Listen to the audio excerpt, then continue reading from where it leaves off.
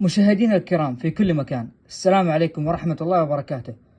أهلا وسهلا بكم في قناة عزيزة فيتش، الوجهة الأولى لعشاق الدوري السعودي ومحبي كرة القدم السعودية. قبل لا نبدأ الحلقة أتمنى منكم تتابعون حساباتنا على السوشيال ميديا، وبعد ما تشوف هذه الحلقة تسوي لايك واشتراك إذا عجبك محتوى قناتي. حلقة اليوم بتكون عن تغطية قمة الجولة السابعة وهي مباراة النصر والشباب، ونبدأ بالحلقة على طول.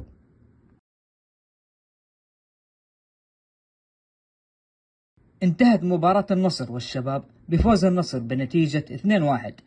سجل أهداف النصر لابورت ورونالدو، وسجل هدف الشباب مدافع النصر في مرماه.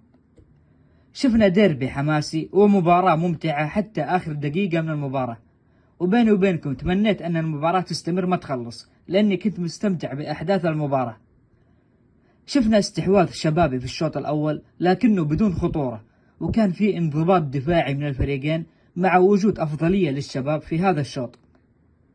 الشباب في هذه المباراة بالغ جدا في الدفاع المتقدم، وصار في مساحات في الخلف، وبسبب الدفاع المتقدم شفنا ركلة الجزاء للنصر بسبب الفراغات الواضحة، ولو النصر استغل الفرص ممكن تكون النتيجة كبيرة على الشباب. النصر مع بيولي يواصل الانطلاقة، وبالرغم أنه غير شكل الفريق للأفضل إلا أنه أخطأ في استبعاد أنجيلو من التشكيلة في هذه المباراة من وجهة نظري.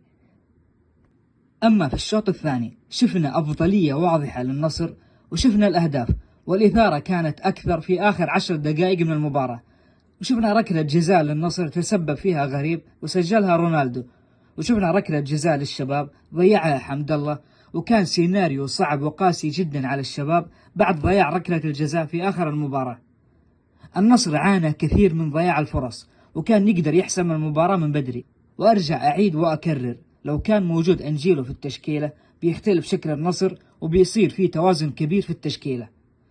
من وجهة نظري اللي ساعد النصر أكثر في الفوز هو خروج كراسكو، ريح دفاع النصر كثير. وجود كراسكو في المباراة يعني يخليك متوقع أنه راح يسجل هدف في أي دقيقة من المباراة، لكن حسب ما سمعت أنه سبب استبداله كان اللاعب مصاب، والله أعلم. الفوارق واضحة وكبيرة بين عناصر الفريقين، واللي ساعد النصر وجود دكة بدلاء مميزة، وشفنا غريب لما دخل تسبب في ركلة جزاء وبسببها فاز النصر وجاب ال3 نقاط. أحداث المباراة ما تخلينا ننسى هدف لابورت الجميل وطريقة التسديد، وبصراحة لابورت في هذا الموسم مقدم ثنائية رهيبة مع سيماكان، وهو النجم الثابت في جميع مباريات النصر. وكذا خلصنا من مباراة النصر والشباب وتنتهي حلقتنا.